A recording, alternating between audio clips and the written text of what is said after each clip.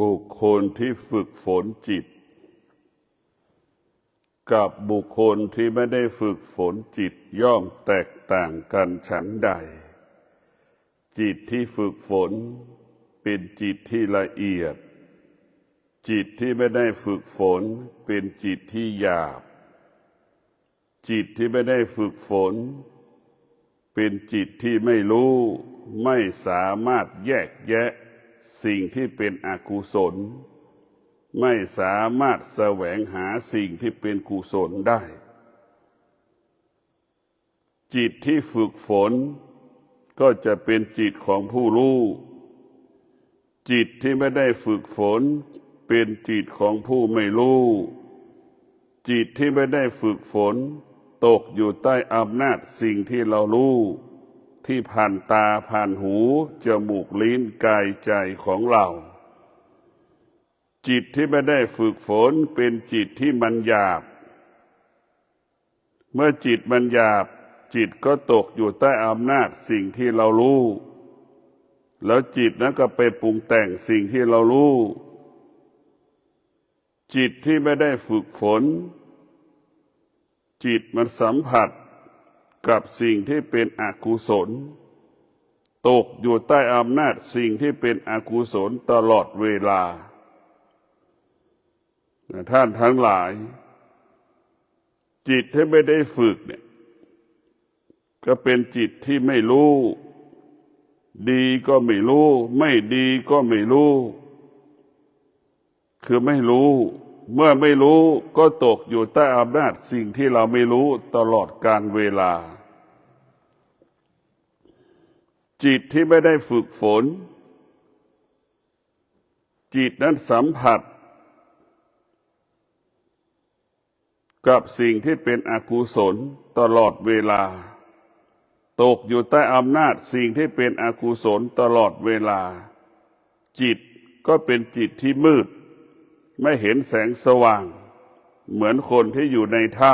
ำเหมือนบุคคลที่อยู่ในที่มืดไม่เห็นแสงสว่างของพระอาทิตย์และพระจันทร์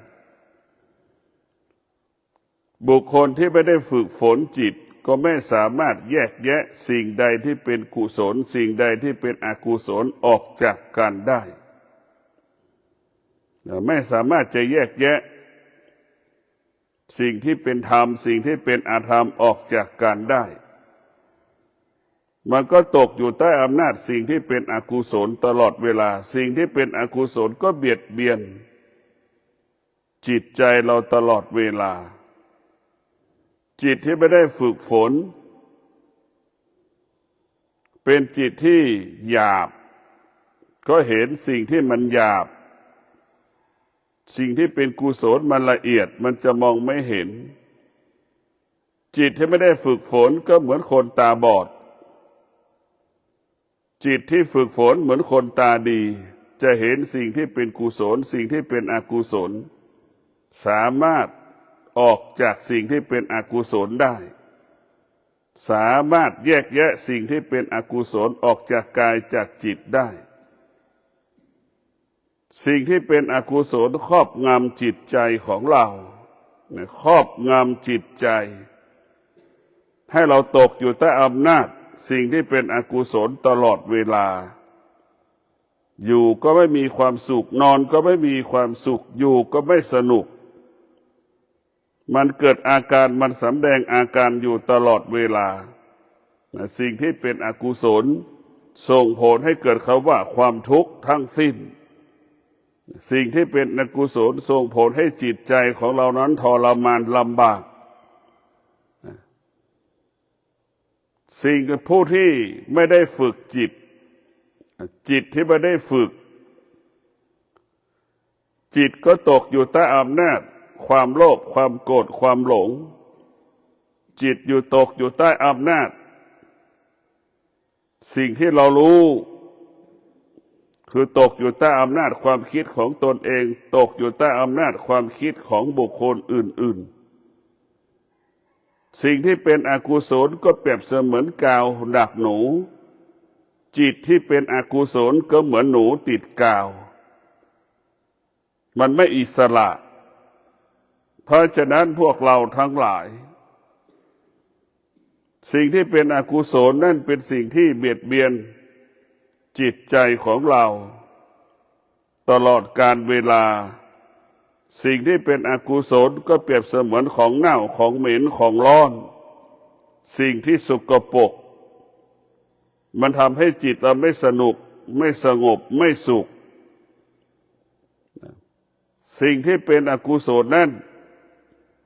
มันก็ร้อนเหมือนไฟส่งกลิ่นเหม็นเหมือนของเน่าของเหม็น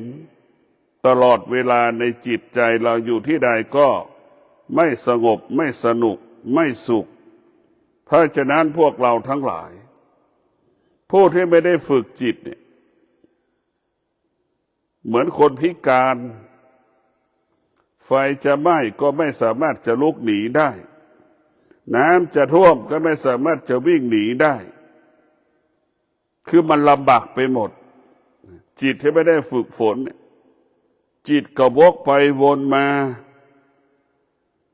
วกไปก็วนมาตลอดเวลาเหมือนงัวควายที่ถูกขังในคอกวกไปวนมาวกไปวนมาจะเป็นแบบนั้นแหละเหมือนช้างถูกล่ามโซ่มันทุกข์ทรมานอกุศลก็เป็นเช่นนั้นจิตเราก็เหมือนงัวเหมือนควายจิตเราก็เหมือนช้างอกุศลก็เหมือนโซ่หรือคอกงัวคอกควายที่มันขัง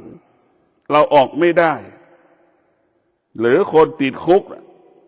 สิ่งที่เป็นอกุศลเพราะฉะนั้นพวกเราทั้งหลาย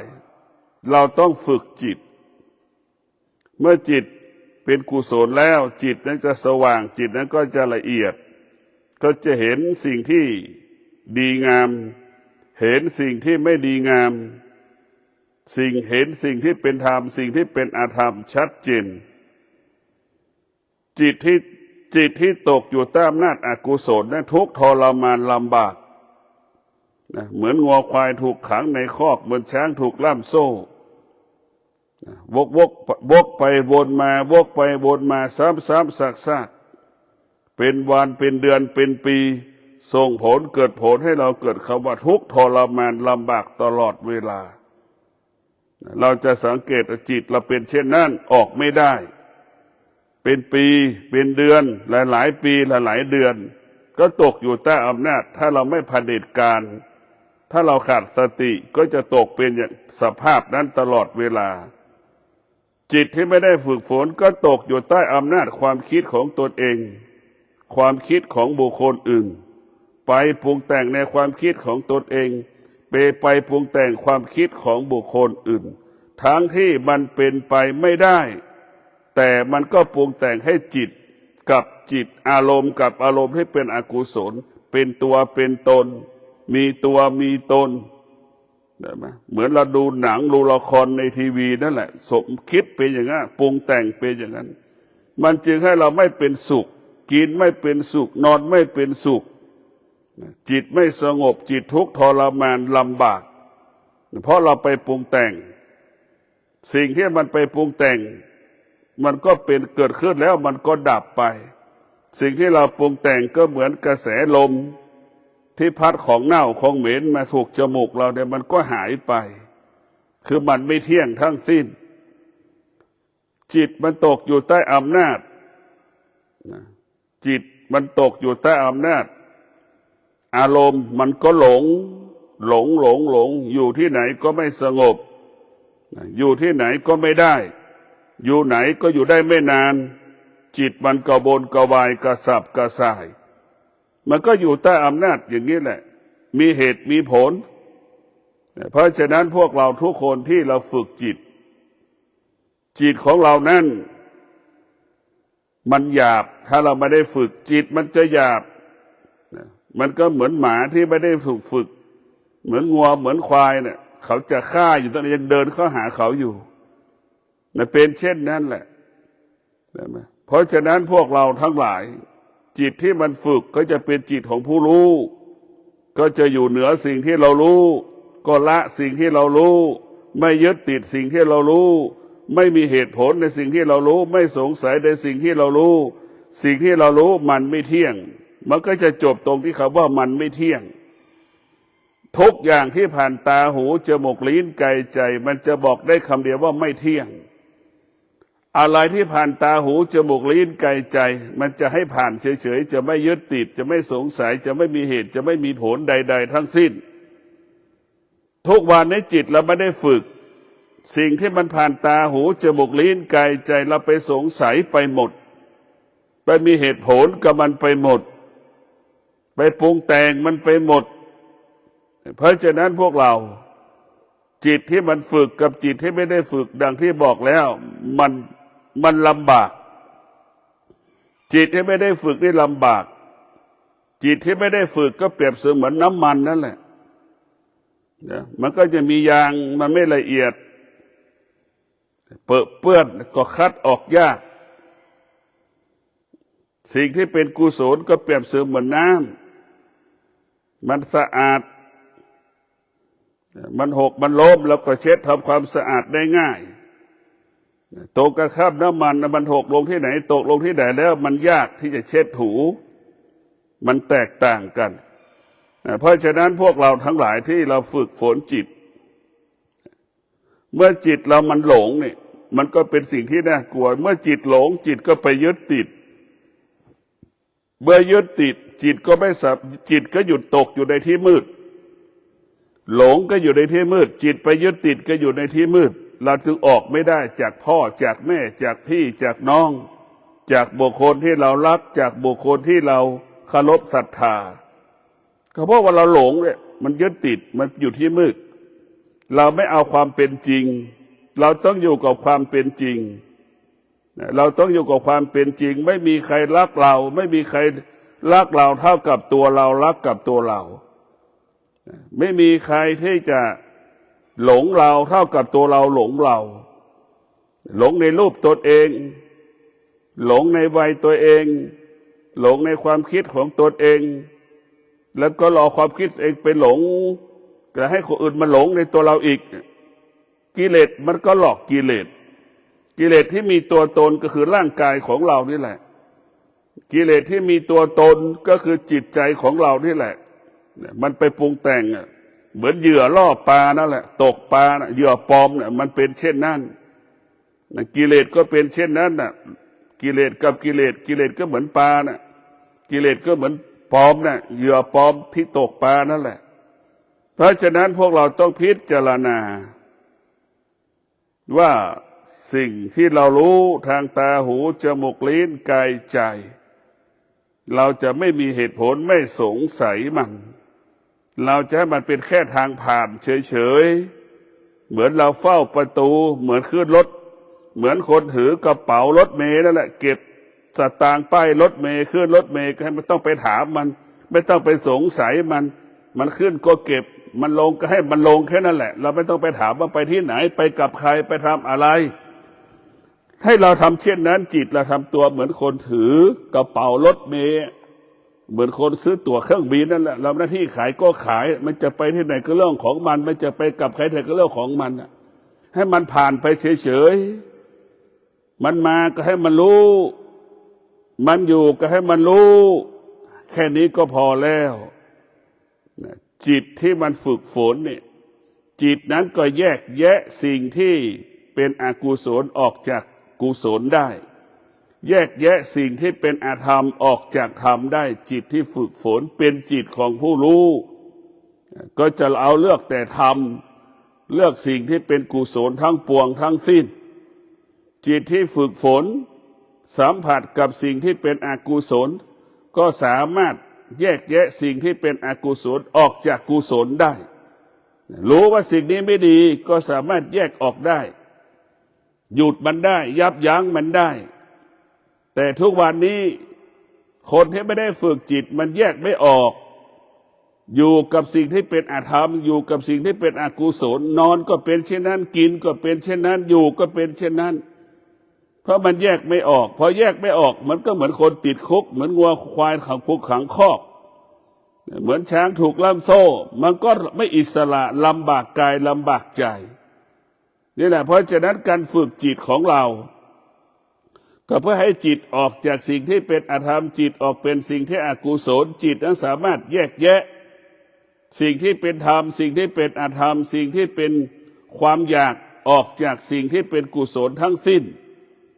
เราสามารถแยกแยะมันได้แล้วว่าจิตที่ฝึกฝนเท่าทันสิ่งที่เป็นอกุศล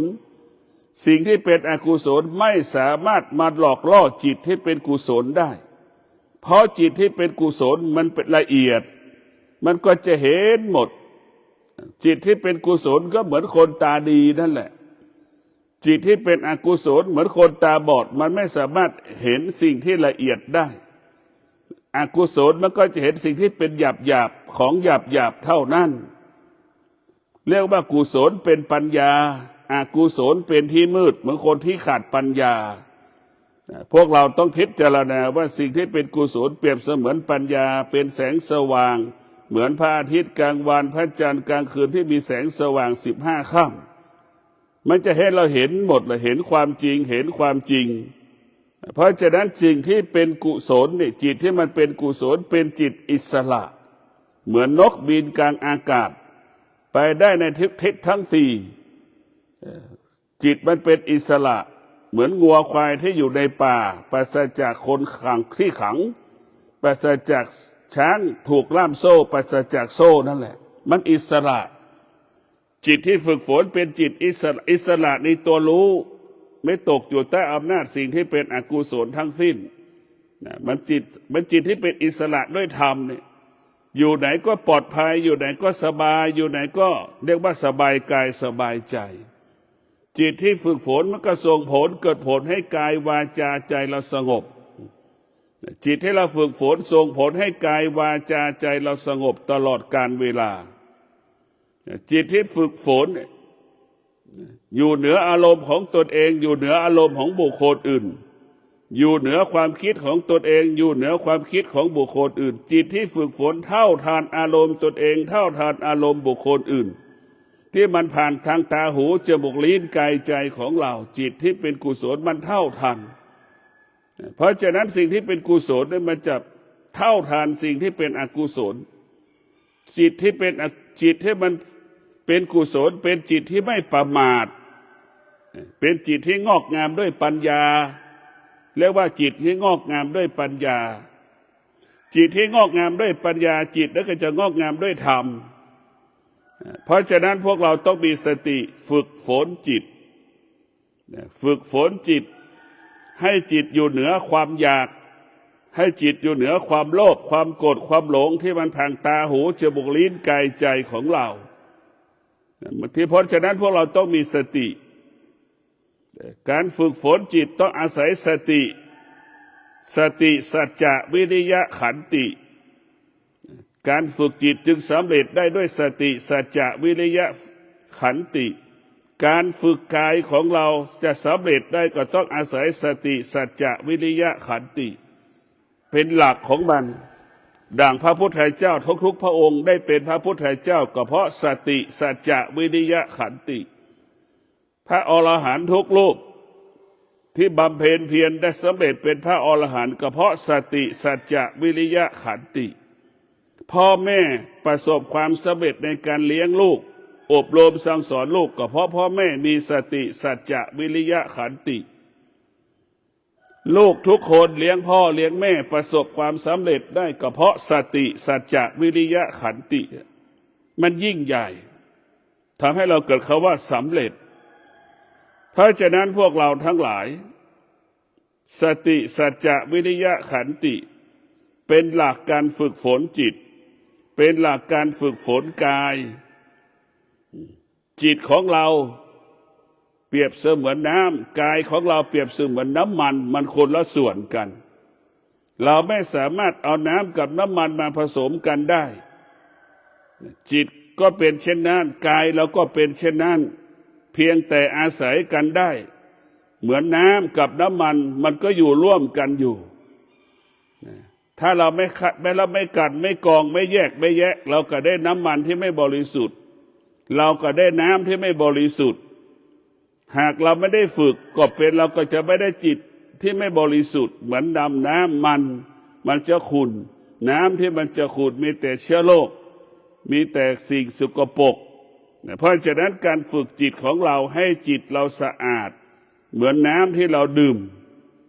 จิตที่เราไม่ได้ฝึกฝนก็เหมือนน้ำที่เราไม่ได้เหมือนน้ำขุ่น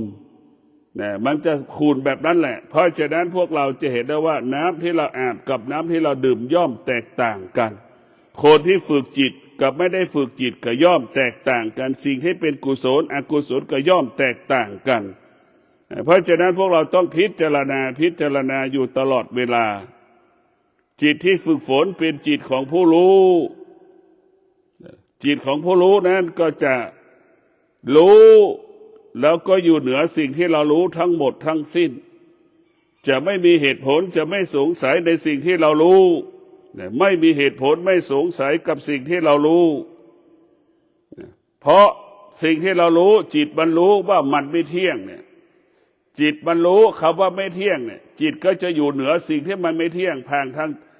านตาหูจมูกลิ้นกายใจเราทั้งหมดทั้งสิ้นเรียกว่าอายตนะทั้งตาหูจมูกลิ้นกายใจมันเป็นประตูมันเป็นประตูมันเป็นหน้าต่างมันเป็นช่องทางที่สิ่งที่เป็นธรรมก็ผ่านตรงนี้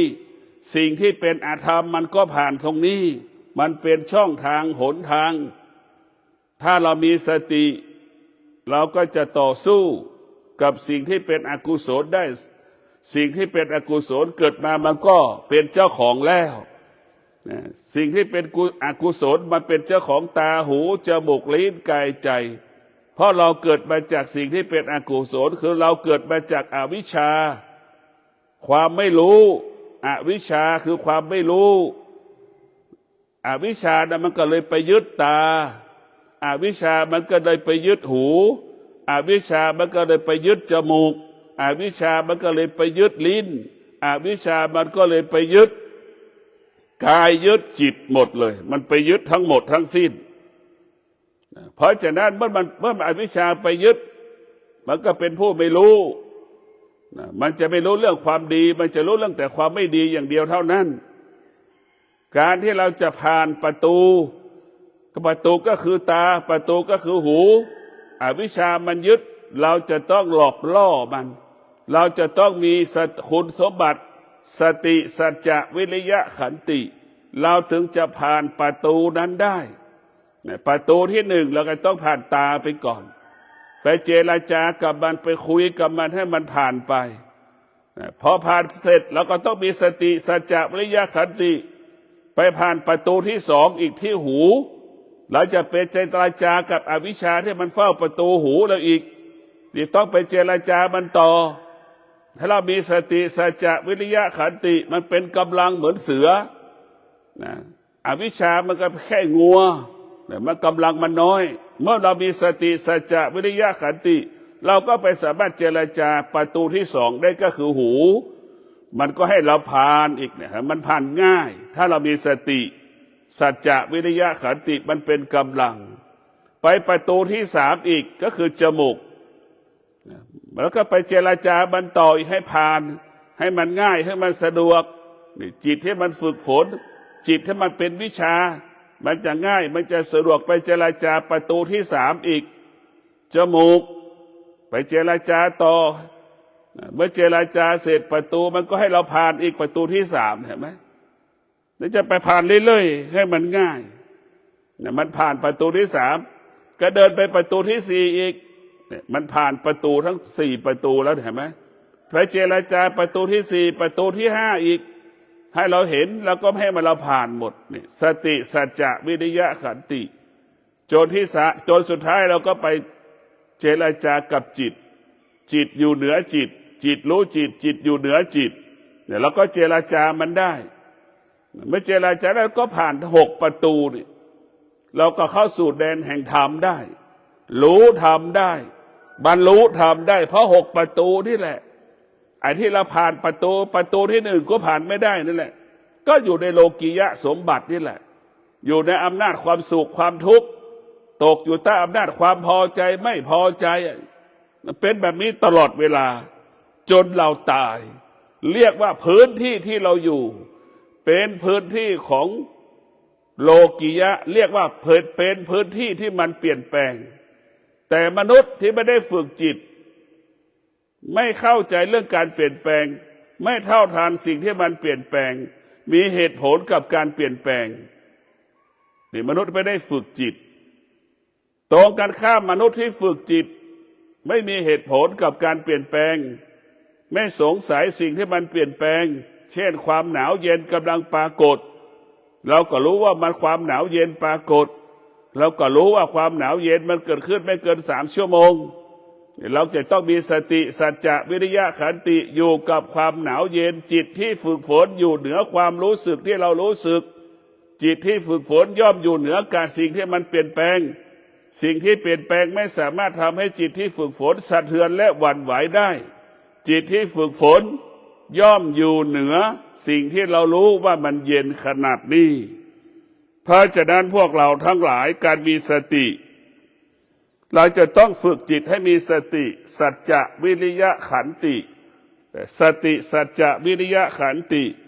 ทำให้เรานั้นเข้าถึงธรรมทำให้เรารู้ธรรมอย่างทั่วถึงก็เพราะสติสัจจะวิริยะขันติเราจะเห็นสิ่งที่เป็นธรรมสิ่งที่เป็นอธรรมก็เพราะสติสัจจะวิริยะขันติและเราจะเลือกเอาว่าเราจะอยู่กับตรงไหนให้เราเลือกเอาเพราะฉะนั้นพวกเราทั้งหลายการฝึกฝนจิตให้จิตเป็นผู้รู้